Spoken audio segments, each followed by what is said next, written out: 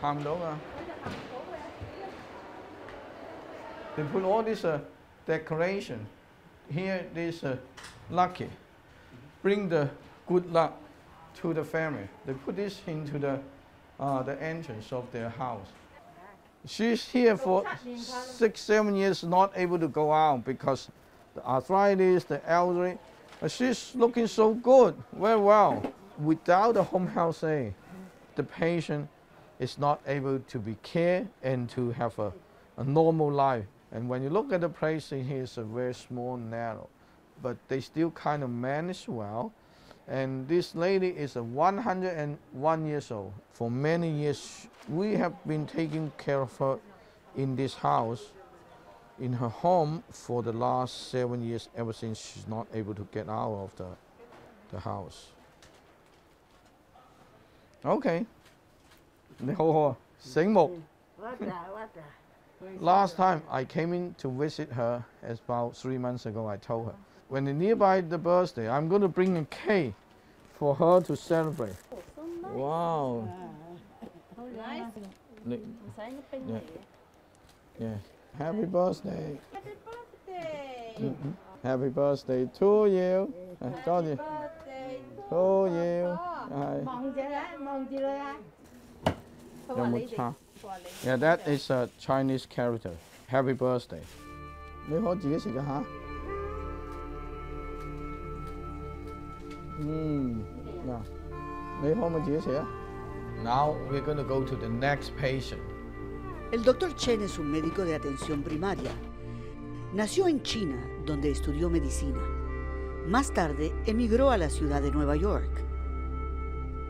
Su sueño era ser ingeniero eléctrico. For me, I didn't like medicine at all from day one. When I was grow up, I always liked EE engineering. I played those small tools and instruments and things like that. I was never ever think I will become a doctor. But my mom, my parents, want me to be a doctor. They asked me, you have to apply for one medical school. And it just happened. I was picked up by the med school. I was never ever imagined I could be the doctor. I need to learn a lot, so I kind of have no knowledge, zero knowledge from any biology or any medical related. So I pick up from more than ground zero and to study very hard and catch up quickly. So perform well in med school. And then I become the doctor.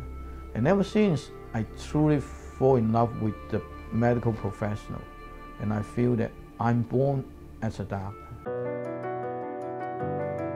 Para el doctor Chen, los ancianos merecen nuestro más profundo respeto y cuidado. Desde sus inicios en China, el doctor Chen se ha caracterizado por su calidad humana y por su amor a sus pacientes y a los más necesitados. When I was first finished my med school, the first year, I was in a very rural hospital, small hospital, we call county hospital. But county hospital in China is not as county hospital in US, it's different. We were in the very small area.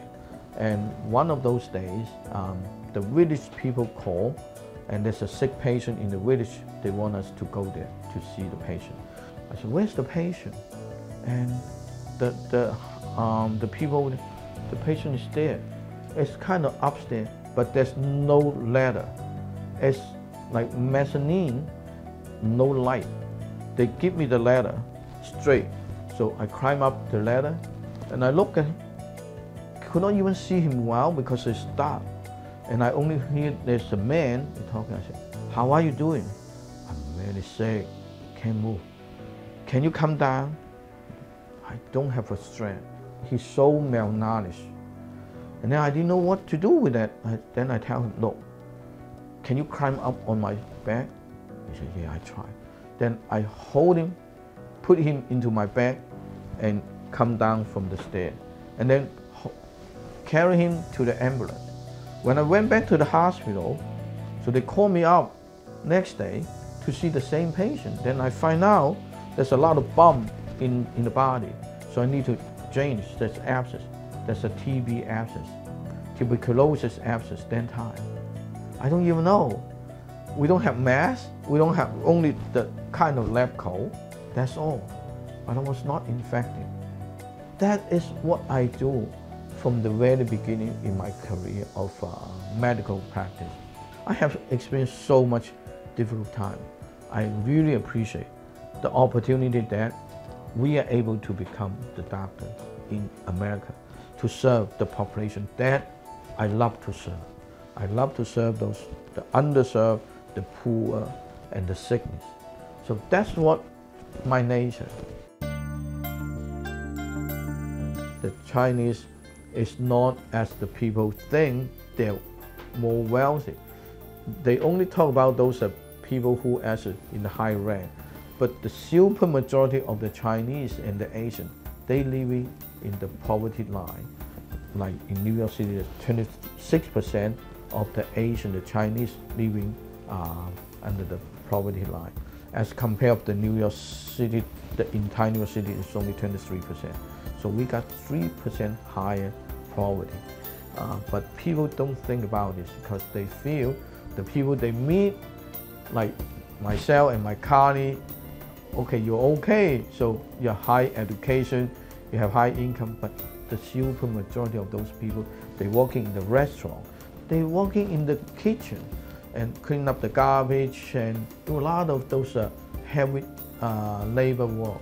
And also in the garment factory, those like heavy labor intensive. That's why in our practice, we receive a lot of those patients with joint pain, arthritis, muscle ache, back pain, injury. Many of those. And when they're getting older, those become like more intend to become full disabled. So I feel that that's my obligation to continue provide the service to those populations. I spread my days during the week. I work 6 days, but the 7 days normally I use for house call. House call is a home visit by the medical professional, and being a doctor is important to see how those people live in the actual situation. We take care of most of the senior and disabled people. They can't walk out of their home. We call this home confined population. Not the whole lot, but a lot of those patients during the end of their life, the last 2 years, 3 years, 5 years before they pass away, they more are home confined. They have a very limited access to the medical services. So I feel that I have the obligation to see those patients. Many of those patients are actually my patients. They grown to that age, they cannot come out. They want me to see them in their home. So because of this, I feel that I have that obligation to see them, to meet them, to evaluate their home environment, to provide medical service. Sometimes I give them an injection for vitamin B12 or vaccination, things like that, because they don't have access. The transportation is not there for them because they just can't go downstairs or upstairs. Some of those, they live in the project. Some of these live in the basement. Many of them live in the apartment upstairs, 2nd floor to 5th floor. There's no elevator. House call is really make my day. And as I finish 2 cases today, and then I'm going to go back to office. When I receive the new patient, it's not from my practice, it's not my existing patient. They call me to their home. I see them has a whole bunch of medication, 10, 20, 30 bottles. And there's like a micro mini pharmacy in one patient's home. I had to spend a lot of time to figure out which medication is needed for the patient. So many of them, like 50 to 80% of the time, those medications not necessary for the patient. What happens for the patient, they see multiple providers. And this one write 1 prescription, another doctor write 3, and the 3rd doctor never changed the previous 2, continue add on. The patient don't know what to do with this, they just keep taking it. So I say this very loud and very often to my patients. I need to handle this. I need to look at all the medication you have and take away those not necessary.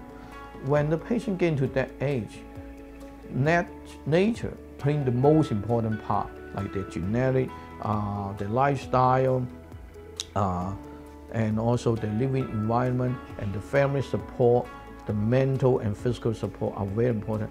Now, being a house call doctor, I find out the home health aid is very, very important to the well-being of those seniors and disabled. For me to understand that, and I hope the society understand that, for anyone who needed such help, we need to provide the in-house home health aid and also medical service.